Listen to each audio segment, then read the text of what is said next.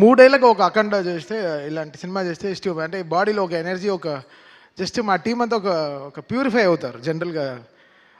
ఈ టాక్సిక్ వరల్డ్లో నుంచి ఒక ఒక ప్యూరిఫికేషన్. అంటే ఆ సినిమా ఉండేంత వరకు ఒక ధైర్యం ఉండింది స్టూడియోలో. ఓకే, శివుడు ఉన్నాడు, చూసుకుంటాడు, ఎన్ని అడ్డంకులు వచ్చినా చూసుకుంటాడని.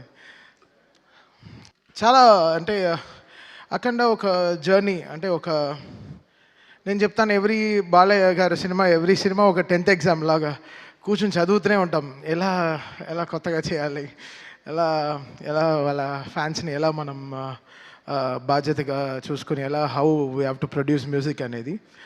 శివుడు వచ్చినప్పుడు అది సంథింగ్ డిఫరెంట్. అది తాండవం అనే పేరు కూడా యాడ్ చేసిన తర్వాత ఇంకా రిథమిక్గా ఎలా మోస్ట్ పర్క్యూషన్స్ అన్ని యూజ్ చేసి ఎలా కొత్తగా దీన్ని ప్రజెంట్ చేయాలనుకున్నాం. ఈ సినిమాకి మేజర్ స్ట్రెంగ్త్, ఈ సినిమాకి మా లిరిసిస్ట్స్ వాళ్ళందరూ. బికాస్ ఫస్ట్ అఖండాలోనే చాలా చేసేసాం, ఇంకేం చేస్తాం ఈ అఖండాకి అనుకున్నాం. బట్ కళ్యాణ్ చక్రవర్తి గారు, నాగ గురునాథ శర్మ గారు, కాశల శ్యామ్ గారు, వీళ్ళందరూ నిజంగా చాలా చాలా కష్టపడి ఒక్కొక్క సీన్కి పాటకి రాయడం వేరే, పాటలకి రాయడం వేరే, సీన్ చూస్తూ ఆ సీన్కి రాయడం చాలా చాలా ఇదనమాట. It's very tough. అది మా టీంలో ఒక అమ్మాయి ఉంది, అద్వితీయ. దానికి 18 ఏళ్ళే దానికి. తనకి ఎక్కడి నుంచి అంత ఐడియాస్ వస్తుందో నాకు తెలీదు. అంత అద్భుతంగా లిరిక్స్ రాస్తుంది.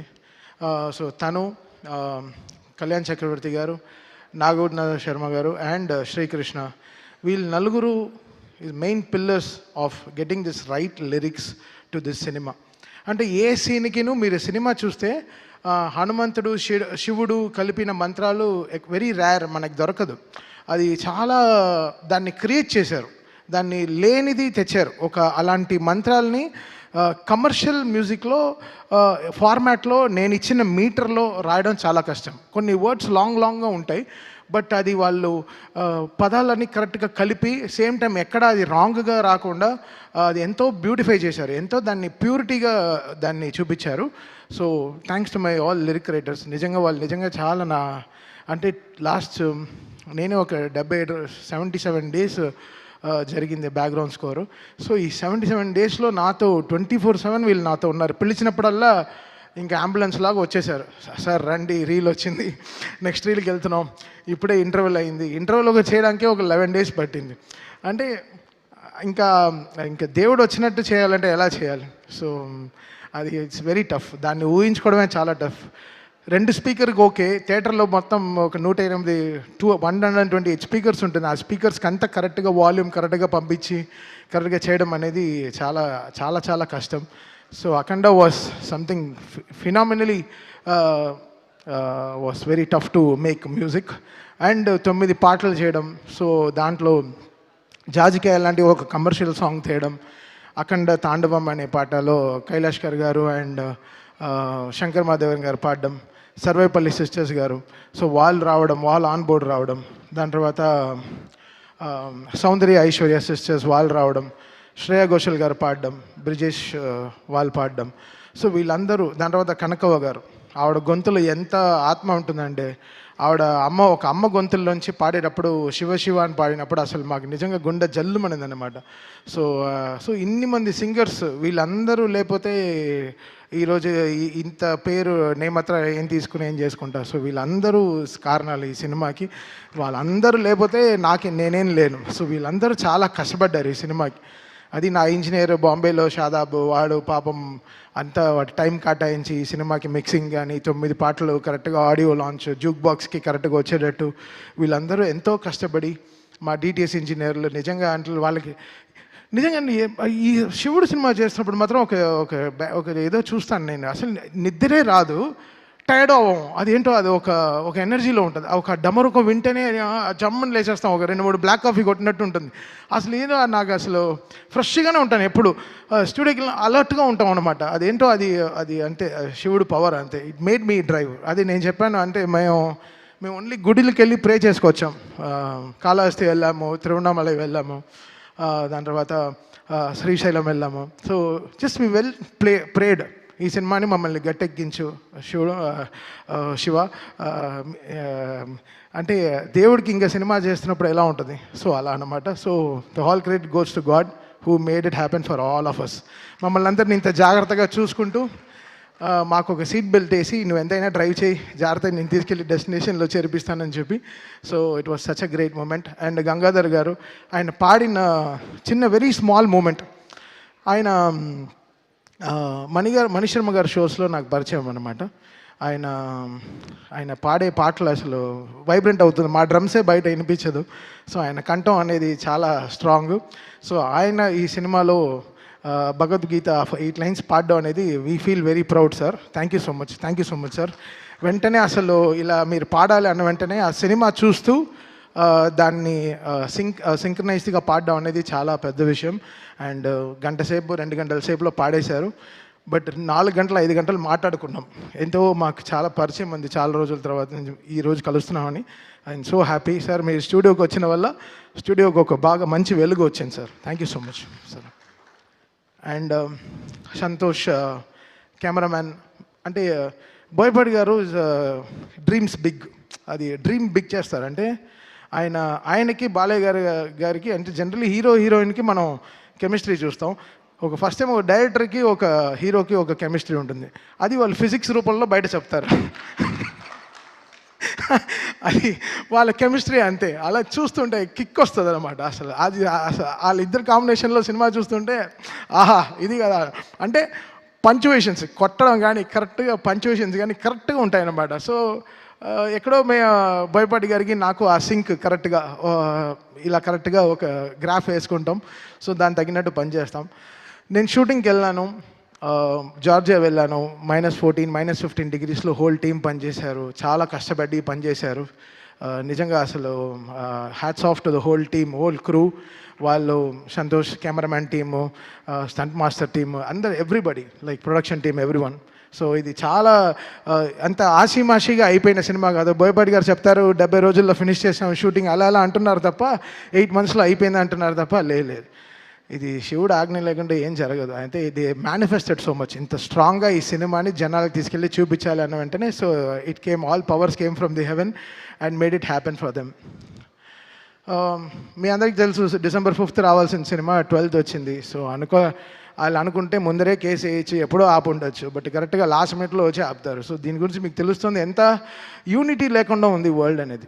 సో అది we have to get everything right. అది చాలా మనం అని గుట్టుగా ఎవరు ఇంత స్ట్రాంగ్గా లేరు. అందరూ ఎవ్రీబడి ఈస్ లైక్ మనదే, మనమే, నాదే, నేనే అని ఉంటున్నారు. అది కాదు, ఇది మనం అని వచ్చేటప్పుడే అన్నీ కలుస్తాయి, అన్నీ ఎవ్రీథింగ్ విల్ ఫామ్. మనం ఇది మనది అన్నప్పుడే it will have that shine. అందరూ పెరుగుతారు దాంట్లో, మనం అందరం పెరుగుతాం తప్ప, మనం అని చెప్పేటప్పుడు మనం పెరుగుతాం తప్ప మనం ఎప్పుడు తగ్గిపోం. సో అది చాలా ఇంపార్టెంట్. అందరూ ఛానల్ దొరికితే వెళ్ళి సలహాలు ఇస్తున్నారు తప్ప ప్రొడక్షన్ ఆఫీస్కి వచ్చి మాట్లాడితే ఇంకా వాళ్ళు ప్రొడ్యూసర్స్ వాళ్ళకి ఇంకా బలం వచ్చేది, చాలా బలం వచ్చేది. ఎందుకంటే ఎవరిని అడిగినా గోపి, రాము, కోటి గారు అంటే అందరూ చాలా మంచివాళ్ళండి, చాలా మంచివాళ్ళండి అంటారు. అప్పుడు ఎందుకు వాళ్ళ గురించి బయట తప్పుగా మాట్లాడాలి? వచ్చి ఆఫీస్కి రండి, కూర్చొని మాట్లాడి క్లోజ్ చేయండి. ఛానల్ మైక్ దొరికితే ఎక్కి మాట్లాడడం తప్పు కదా. అందరూ ఎక్కడికి వెళ్ళి ల్యాండ్ అవుతుంది అనేది చూడాలి. సో ఇండస్ట్రీలోనే ఒక యూనిటీ లేదు. మీరు అందరూ కలిసి ఉండే సమయం వచ్చింది. ఈ పాటికి మీరు అందరూ చాలా గట్టిగా కూర్చుని ఒక సినిమా రిలీజ్ అవ్వాలంటే అందరూ కష్టపడి అందరం కలుస్తూనే ఒక సినిమా రిలీజ్ అవుతుంది. ఏదో ఒక ఇంటి 4 గోడ మధ్యలో అవ్వాల్సింది ప్రపంచం అంతా చాలా బ్యాడ్గా వెళ్తుంది. మన టాలీవుడ్ ఇండస్ట్రీ చాలా గొప్ప ఇండస్ట్రీ. మనకుండే ఫ్యాన్స్ పవర్ ఏ వరల్డ్లో లేదు. మనకుండే ఫ్యాన్స్ పవర్, మనకుండే హీరోలు ఇంతమంది ఎక్కడ ఏ లాంగ్వేజ్లోనూ లేరు.